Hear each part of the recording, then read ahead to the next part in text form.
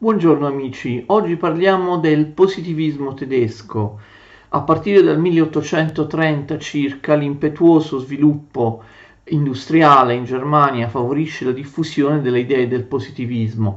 Bisogna pensare anche alla scienza e alla tecnica, ai tanti illustri scienziati tedeschi dell'Ottocento. Tutte queste cose mandano in crisi il primato delle filosofie idealistiche e spiritualistiche che avevano dominato dal romanticismo fino a Hegel. Il positivismo tedesco si afferma a partire dal 1850 circa e si presenta come una forma di rigido materialismo. Tuttavia questi materialisti prendono qualcosa dal romanticismo, ovvero la visione di un universo dinamico, unitario e pieno di forze. Iniziamo con Jacob Moleschott. Ecco, io vi ho scritto i nomi dei personaggi di cui parleremo alla lavagna indicando la data di nascita e morte. Il fisiologo Jacob Moleschott vive tra il 1822 e il 1893 e nel 1852 pubblica l'opera La circolazione della vita, che ebbe molto successo.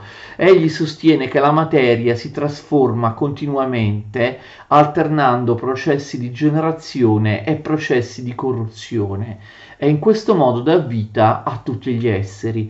Quindi non vi è opposizione, non vi è vera distinzione tra minerali, vegetali e animali, oppure tra mente e corpo. Questo riduzionismo materialistico spinse Feuerbach a scrivere la famosa frase "l'uomo è ciò che mangia". Intendo dire che Feuerbach scrisse questa frase per commentare l'opera di Moleschott. La vita, secondo Moleschott, circola da un essere all'altro e in questo processo la ripetizione prevale sull'evoluzione. Scrive Moleschott: nutrimento, nascita, educazione, relazioni, tutto intorno a noi ruota in un movimento che ritorna costantemente. Dunque il bene non può perire, la civiltà non può cadere in rovina. Nello stesso periodo il biologo e chimico Karl Vogt critica la distinzione tra corpo e anima e quindi critica la teoria dell'immaterialità e dell'immortalità dell'anima. Vogt sostiene che tutte quelle che noi chiamiamo capacità psichiche altro non sono che funzioni di un organo materiale quale il cervello. Vogt è l'autore di una famosa metafora. Egli scrive letteralmente: i pensieri si trovano nello stesso rapporto rispetto al cervello della bile rispetto al fegato o dell'urina rispetto ai reni. Ludwig Büchner scrive che le uniche realtà eterne e indistruttibili sono materia e forza. Tuttavia, lui è contrario all'idea che il pensiero sia qualcosa di immateriale come la bile e l'urina. L'organizzazione complessa della materia, dice Büchner, produce un insieme di effetti che egli chiama unione di forze, unità quali lo spirito, l'anima o il pensiero. E questa unione di forze, sostiene Büchner, non ha niente di materiale. Come vedete, quindi, non tutti i cosiddetti positivisti tedeschi sono materialisti, pur essendo tutti d'accordo nell'opporsi al tradizionale spiritualismo cristiano. Anche l'idea dell'esistenza di oggetti o forze immateriali, secondo loro, deve derivare dalla scienza. Contro le idee di questi positivisti ebbe un certo successo il pensiero di Émile Dubois-Reymond, che a dispetto del nome era anche lui tedesco. Questi viene considerato uno dei padri dell'elettrofisiologia moderna. Le sue ricerche lo portarono ad accettare un impianto materialistico e deterministico. Tuttavia, Raymond sostenne la pratica di un realistico agnosticismo. Egli è agnostico è scettico nei confronti della possibilità di dare risposte certe ad alcune domande fondamentali che riguardano la natura, domande come l'origine e le caratteristiche della materia, della forza, del movimento, della coscienza, della vita, del pensiero e del linguaggio, ma anche del finalismo oppure della volontà. Da qui la sua famosa frase ignoramus et ignorabimus, in latino, che vuol dire ignoriamo e ignoreremo, non sappiamo e non sapremo, non conosceremo. Ma il personaggio senz'altro più famoso del positivismo materialistico tedesco è senza alcun dubbio il biologo Ernst Haeckel. Su di lui ci diffonderemo leggermente di più. Ernst Haeckel nasce nel 1834 e muore nel 1919. Haeckel ebbe un impatto, anche un successo, un'influenza su tanti altri personaggi di gran lunga più importanti rispetto a un Moleschott o a un Vogt. Moleschott e Vogt, forse lo sapete, sono proprio quelli contro cui polemizza Marx quando parla di materialismo volgare, materialisti volgari. Ecco, Marx non ha come obiettivo, come molti purtroppo pensano, sbagliando, gli illuministi settecenteschi, ma i suoi contemporanei positivisti, materialisti tedeschi, come appunto un Vogt e un Moleschott. Ernst Haeckel secondo me è sicuramente il più importante, il più significativo dei positivisti tedeschi. Egli riprende, rafforza le idee dei personaggi che abbiamo già citato, idee sulla continuità tra spirito e materia e tra uomo e natura, le riprende, le rafforza alla luce delle teorie darwiniane. Haeckel si rifà anche alla teoria di Goethe, secondo cui tutte le svariate forme viventi sarebbero la variazione di un unico tipo, di un unico modello ideale originario. Le analogie tra gli organismi, secondo Haeckel, sono la prova della loro discendenza da antenati comuni. Si tratta di un'interpretazione evoluzionistica della morfologia. Haeckel enuncia quella che viene tuttora ricordata come la legge di Haeckel, che anche adesso viene discussa in embriologia, in fisiologia. L'ontogenesi, dice Haeckel, l'ontogenesi, cioè lo sviluppo dell'individuo, è una ripetizione, una ricapitolazione della filogenesi, ovvero dello sviluppo della specie. L'ontogenesi, lo sviluppo dell'individuo, corrisponde alla filogenesi, allo sviluppo della specie. Questo è visibile, secondo Haeckel, all'interno dell'embrione.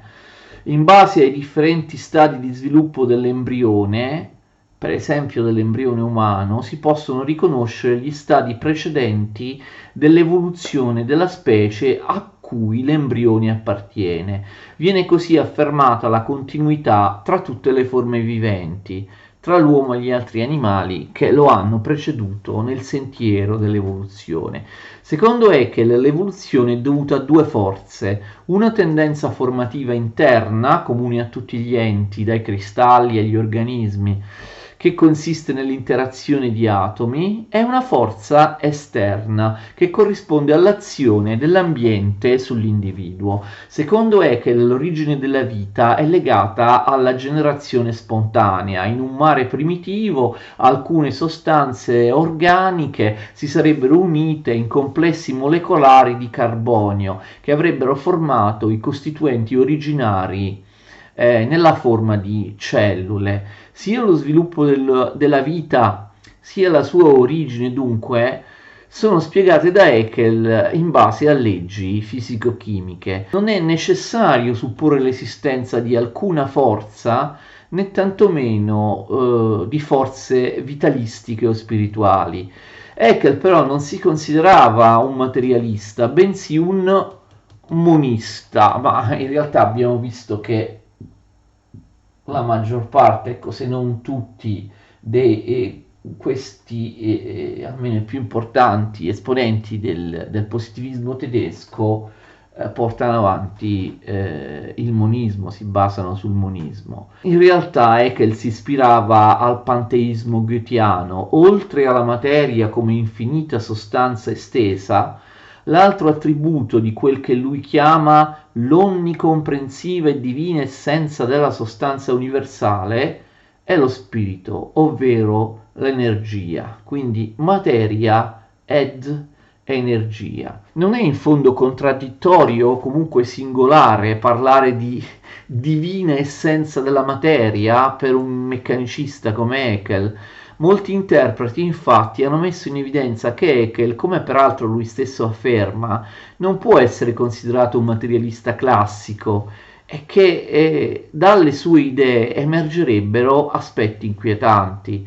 Sia lui sia altri positivisti tedeschi sono stati accusati da alcuni autori di impostazione cattolica, di impostazione liberale e anche di impostazione marxista di aver sottovalutato e svilito la vita, compresa la vita umana, abbassandola al rango della materia inorganica. In questo modo lui avrebbe considerato la vita umana o almeno alcune vite umane come sacrificabili. Questo sarebbe avvenuto sia per Haeckel sia per altri positivisti materialisti tedeschi. Ad esempio, Moleschott, di cui abbiamo già parlato, è stato autore di numerose provocazioni in questo senso, in conseguenza della sua teoria in base a cui la vita circola continuamente, non ha bisogno di un creatore soprannaturale, si rigenera di continuo e si rigenera anche in seguito alla dissoluzione e che quindi la morte è alla base della vita. Moleschott auspicò che il grano dovesse essere coltivato nei cimiteri, dove i cadaveri rendevano il terreno più fertile.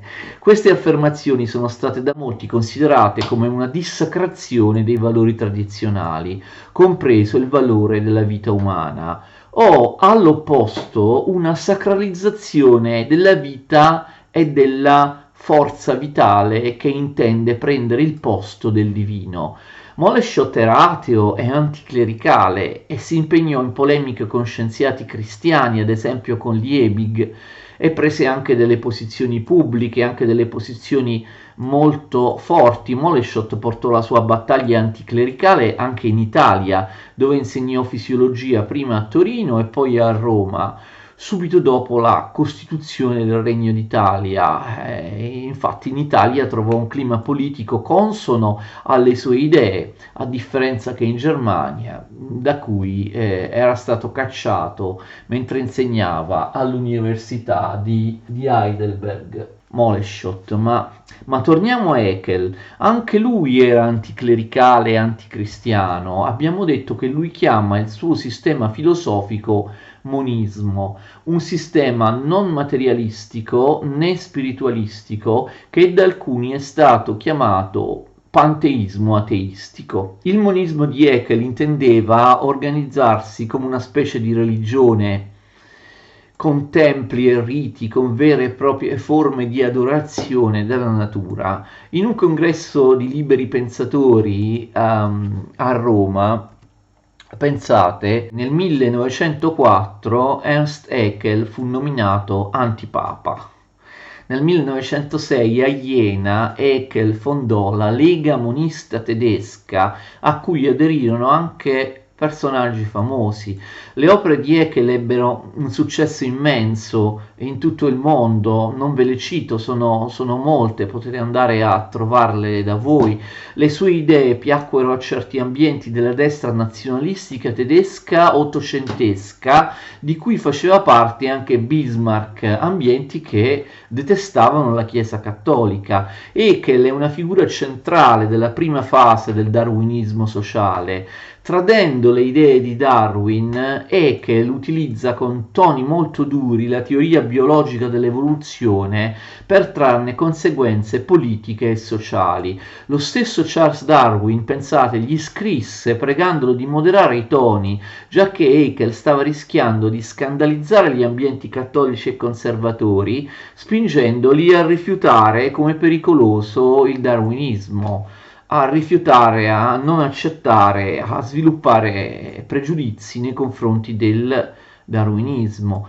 La teoria secondo cui l'ontogenesi ricapitola la filogenesi di cui abbiamo parlato venne sfruttata da Haeckel e da alcuni suoi interpreti per delineare una gerarchia delle specie viventi in base al momento in cui si presentano durante lo sviluppo dell'embrione. Per esempio, Haeckel sosteneva che l'embrione di uomo e quello di cane appaiono quasi identici a 4 settimane, mentre poi si differenziano notevolmente, e a 6 settimane l'embrione di uomo appare molto simile all'embrione di tartaruga, dal che si potrebbe dedurre che la tartaruga sarebbe superiore al cane. Naturalmente, secondo questo schema, le specie più recenti dello sviluppo embriologico e la specie ultima, ovvero l'uomo, sarebbero le più perfette e perciò avrebbero diritto di dominare sulle altre. I suoi detrattori considerano Haeckel uno dei padri del razzismo pseudoscientifico post-darwiniano, mentre altri studiosi sostengono che ciò sia falso. Alcune sue affermazioni furono strumentalizzate dai nazisti, per esempio la sua idea che la mancanza di peli e il naso pronunciato, tipico degli asiatici, siano caratteristiche comuni anche ai bambini, sarebbe la dimostrazione che gli orientali si sarebbero fermati ad uno stadio evolutivo inferiore, appunto sarebbero rimasti bambini ad uno stadio infantile. Egli scrisse anche che la civiltà europea fosse superiore alle altre e che i neri o i selvaggi, i cosiddetti selvaggi, fossero incapaci di una vera cultura e di un vero sviluppo mentale.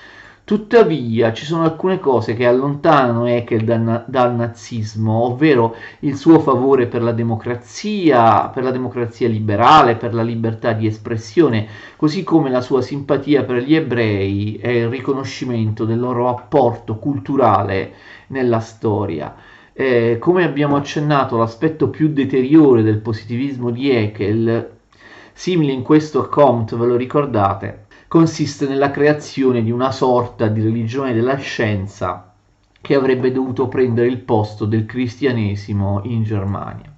Haeckel influenzò molti aspetti della cultura del XX secolo e le sue teorie si riverberano in quelle di alcuni pedagogisti, ma anche nella trattazione della sessualità infantile di Freud. Molti hanno detto che la sessualità infantile di Freud è ispirata dalle idee di Haeckel. Studiosi come Daniel Gassman hanno sostenuto che le idee di Haeckel e la sua lega monista tedesca avrebbero influenzato la filosofia della storia di Hitler e anche di esponenti del fascismo italiano e del fascismo francese. La questione, come ho detto, è molto dibattuta.